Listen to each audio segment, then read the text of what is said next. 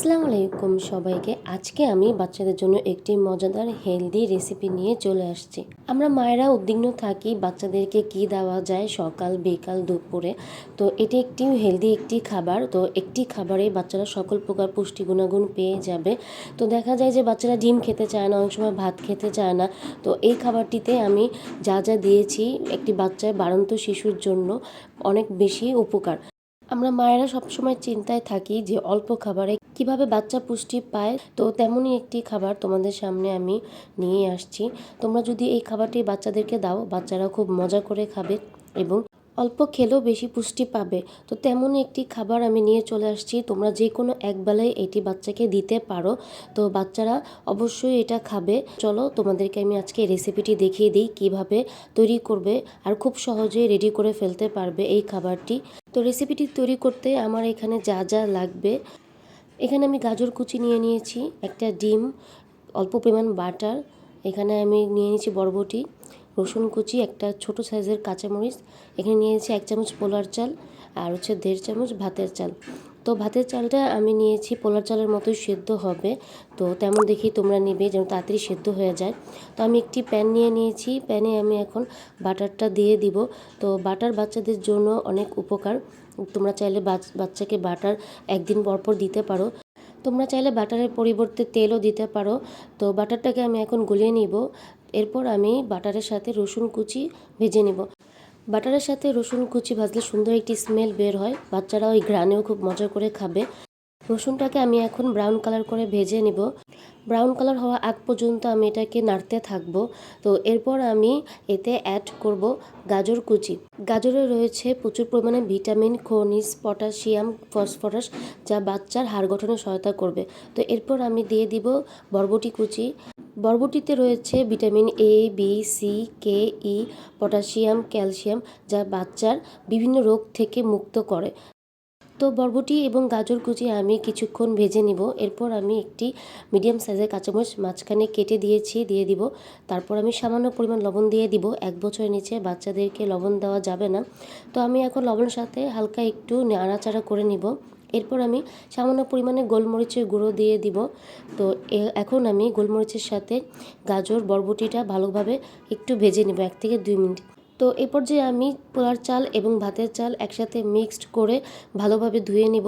তো আমি তোমাদেরকে একবার দেখিয়ে দিচ্ছি ধোয়া। তোমরা এটাকে 5 থেকে 6 বার ধুয়ে ফেলবে। চাল আর পোলার চালের উপরে একটি প্রলেপ থাকে, যেটা আমাদের ধোয়া খুবই জরুরি ভালোভাবে। তো আমার এখানে ধোয়া হয়ে গিয়েছে। চালটাকে এখন আমি বরবটি এবং গাজর কুচির সাথে 1 থেকে 2 মিনিট ভালোভাবে ভেজে নেব। তোমরা চাইলে না ভেজেও ডাইরেক্ট পানি দিয়ে দিতে পারো। তো আমি একটু মিক্সড করে নিব এবং 1 থেকে 2 মিনিট ভেজে নেব। তো এই পর্যায়ে আমি একটি এলাচ এবং দারচিনি দিয়ে দিব।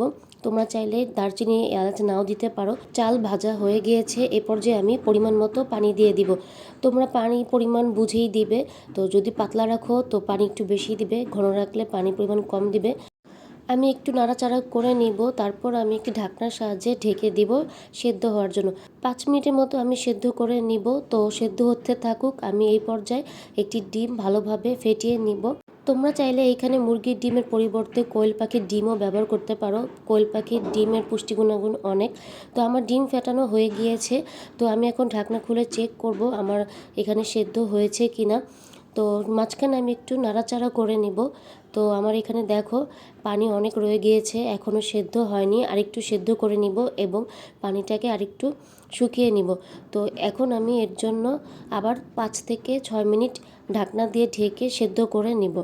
তো আমার প্রায় 5 থেকে 6 মিনিট সেদ্ধ হয়ে গিয়েছে। দেখো আমার এখানে পানি শুকিয়েও গিয়েছে। আমি একটু নাড়াচাড়া করে নিব এবং চেক করব আমার ভাতটা সেদ্ধ হয়েছে কিনা। তো আমার এখানে বোঝা যাচ্ছে সেদ্ধ হয়ে গিয়েছে, তারপরেও আমি একটু চেক করে নেই। এখানে দেখা যাচ্ছে আমার এখানে চাল সেদ্ধ হয়েছে। তো এই পর্যায়ে আমি যে ডিমটাকে ফেটিয়ে রেখেছিলাম সেটাকে আমি আস্তে আস্তে এখানে দিয়ে দিব। তো যখন আমি এখানে ডিমটা দিব তখন অনবরত নাড়তে থাকতে হবে, তা না হলে দলা পেকে যেতে পারে। তো বাচ্চারা দেখা যায় ডিম দলা পেকে গেলে অনেক সময় খেতে চায় না, গলায় বাঁধতে পারে। তো এভাবে করেই তোমরা ডিমটাকে অনবরত নাড়তে থাকবে এবং দিতে থাকবে। তো আমার এখানে প্রায় রান্না হয়ে গিয়েছে। তো আমি এখানে একটু ঘন রেখেছি, তোমরা চাইলে এখানে পাতলা রাখতে পারো। তো শেষে আমি ধনিয়া পাতা কুচি দিয়ে রান্নাটা নামিয়ে নিব। ধনিয়া পাতা কুচি দেওয়ার পরে আমি 1 মিনিটের মতো নাড়াচাড়া করে রান্না করে নিব। তো হয়ে গিয়েছে আমার আজকের মজাদার হেলদি রেসিপি। তো তোমরা এভাবে করেই বাচ্চাদেরকে বানিয়ে দিতে পারো, দেখবে ওরা খুব মজা করে খাবে এবং একটি খাবারেই সকল প্রকার পুষ্টি গুণাগুণ পেয়ে যাবে, কারণ এখানে সব কিছুই দেওয়া আছে। তো বাচ্চারা যখন ভাত ডিম খেতে চাবে না, তখন এই রেসিপিটি ফলো করে তোমরা রেডি করে দিতে পারো। তো অবশ্যই বাচ্চারা মজা করে খাবে। তো আমার আজকের ভিডিওটি যদি তোমাদের ভালো লেগে থাকে, অবশ্যই একটি লাইক, কমেন্ট, সাবস্ক্রাইব করে দিবে। তো আজকের মতো এতটুকুই। আল্লাহ হাফেজ।